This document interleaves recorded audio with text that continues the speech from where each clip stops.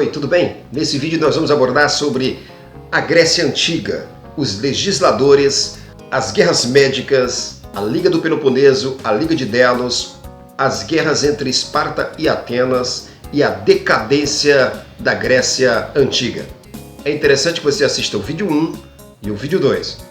Os legisladores, Drácon e Solon. As lutas entre as classes, a instabilidade política, o crescimento da polis e o desenvolvimento do comércio são fatores que vão motivar as reformas que serão feitas pelos legisladores. Entre eles, os principais, Drácon e Solon. Sobre as reformas de Solon, 621 a.C., Solon vai organizar e escrever as leis, que anteriormente eram apenas orais e citadas pelos eupátridas a todo momento e de acordo com a sua conveniência. Portanto, isso foi um avanço importante. Era um código de leis extremamente severo, mas manteve privilégios e as desigualdades continuavam ativando descontentamento entre as classes na Grécia. Solon, 594 a.C. Solon já vai promover reformas mais ambiciosas, vai eliminar as hipotecas por dívidas, vai libertar os escravos por dívidas, vai dividir a sociedade censitariamente, de acordo com a renda. Isso vai privilegiar os demiurgos, os comerciantes. Portanto, o critério de riqueza passou a determinar privilégios, favorecendo os demiurgos, os comerciantes. Vai criar a Bulé, o Conselho dos 400, da qual participam as 4 tribos da Ática. Vai criar também a Eclésia, a Assembleia Popular que aprova as medidas da Bulé. E vai criar também o Elieu, um tribunal de justiça aberto a todos os cidadãos atenienses. As reformas de Solon, elas desagradaram tanto os aristocratas, que perderam privilégios oligárquicos, como também ao povo que esperava reformas mais profundas. Essa situação vai permitir o surgimento dos tiranos. O primeiro tirano, Pisístrato, governou Atenas de 561 a 527 a.C. e seus sucessores. Pisístrato procurou amenizar os confrontos sociais, patrocinou obras públicas gerando empregos aos tetas e os georgóis, foi sucedido por seus filhos Hiparco e Hippias, mas estes não deram seguimento às reformas e perderam o apoio popular. De maneira que na sequência vai eclodir uma revolta liderada por Clístenes, e que aí ele vai finalizar a ditadura e vai inaugurar a democracia ateniense. E aí ele vai dividir novamente Atenas em 10 tribos, vai assim neutralizar a influência dos eupátridas, vai eliminar o papel dos genos, das tribos e das fratarias, e a Bulé vai passar a ter 500 membros, 50 por tribos, que vão se revezar no governo da polis. Clístenes, denominado pai da democracia, trouxe estabilidade social, expansão econômica ateniense e novas propostas foram aprovadas por Clístenes. Ao colégio de 9 arcontes, ele acrescenta mais um secretário, agora teremos 10 arcontes. A Eclésia, composta de 6.000 cidadãos, pertencente a todas as classes, teve poderes ampliados por Clístenes. Ela vai fiscalizar as demais instituições, vai votar as propostas da Bulé e vai votar também o ostracismo, que é o exílio por 10 anos. As guerras médicas. Nós vamos ter 4 grandes batalhas: a Batalha de Maratona, a Batalha do Desfiladeiro de Termópilas, a Batalha Naval de Salamina e a Batalha de Plateia. Os persas tornaram-se senhores do Oriente e resolveram avançar sobre o Oeste. E Dario I vai chegar à Ásia Menor e vai atacar Mileto, Éfaso e as ilhas de Sasmo e Lesbo. A primeira expedição de Dario foi desbaratada em Maratona, em 490 a.C., apesar da inferioridade dos gregos. Depois, Xerxes, sucessor de Dario I, faz sua segunda investida militar contra a Grécia. E após derrotar os espartanos de Leônidas, no desfiladeiro de Termópilas, Xerxes invade e incendia Atenas. Mas os persas vão acabar derrotados na Batalha Naval de Salamina em 480 a.C. Sem suprimentos ou reforços, o exército de Xerxes vai recuar para a Ásia Menor e lá vai ser derrotado na Batalha de Plateia em 479 a.C., numa batalha comandada por Pausânidas e Aristides. A Confederação de Delos. Com as guerras médicas surge assim a necessidade de uma união militar entre as polis gregas. E cada cidade grega agora foi acordado que ela deveria contribuir com navios e dinheiros.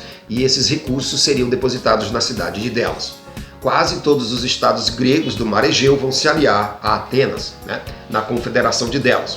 Atenas, portanto, vai tomar a ofensiva contra os persas e vai acabar libertando algumas províncias da Ásia Menor, né, e vai vencendo assim os persas na Batalha de Eurymedon, em 468 a.C. E finalmente, em 449 a.C., foi assinada a Paz de Cálias, ou a Paz de Simon, né, na qual os persas vão acabar por se comprometer com os gregos e abandonar o Mar Egeu. A Idade do Ouro, 462 a 429 a.C. Terminadas as guerras médicas, né, Atenas vai viver seu apogeu político, militar, econômico e cultural. Governada por Péricles, nesse período de 30 anos ela vai se tornar a cidade mais importante da Grécia. E é nesse período que Atenas vai permitir a participação de parcelas excluídas da população na política, vai instituir o mistoi, né, que é um saldo para integrantes do exército, vai criar uma pequena remuneração para os funcionários públicos, de modo a facilitar que parcelas da população pudessem, né, participar da política. Mesmo assim, os cidadãos serão uma minoria em Atenas. O Tesouro de Delos. O Tesouro de Delos vai ser transferido para Atenas. Alguns estados vão querer se retirar, mas Atenas vai obrigá-los a ficar e a lhes pagar tributos. E em troca, Atenas vai oferecer proteção contra invasões militares, marítimas e algumas vantagens econômicas. A partir dessa realidade, podemos compreender algo que explica muito a prática imperialista dos países atuais, né? Péricles era democrático dentro de Atenas, mas era imperialista fora. A política internacional de Atenas era imperialista, cobrava impostos dos países, das cidades-estados vizinhas, né, para poder ter recursos para manter a democracia e o esplendor cultural e econômico de Atenas. Ou seja, Péricles era um democrata em Atenas, mas era um imperialista na política internacional, na política fora de Atenas. Isso explica muito do que acontece nos dias atuais. A Liga do Peloponeso. Enquanto Atenas adota a democracia e tem seu crescimento, influência e controle imperialista consolidados, né, à frente da Confederação de Delos, algumas cidades permaneceram aristocratas, representadas por Esparta, né? E estas cidades elas vão se opor ao expansionismo ateniense, né, e vão se organizar sob a liderança de Esparta na Liga do Peloponeso, que vai fazer frente à Liga de Delos. A guerra entre Esparta e Atenas. Em 431 a.C., as duas cidades rivais entrarão em conflito devido à disputa comercial entre Atenas e Corinto, aliada de Esparta. Esparta tinha grande poderio terrestre, Atenas dominava os mares, e essa guerra, portanto, durará 10 anos sem vencedores. E em 421 vai ser assinado a Paz de Nícias, rompida por Atenas 7 anos depois. O retorno da guerra entre Esparta e Atenas.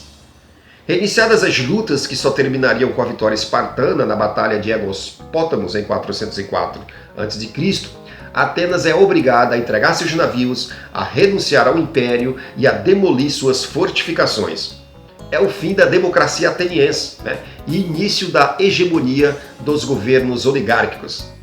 O governo democrático de Atenas, portanto, foi substituído pelos 30 atenienses aristocráticos. Será conhecido, portanto, como o governo dos 30 tirânicos.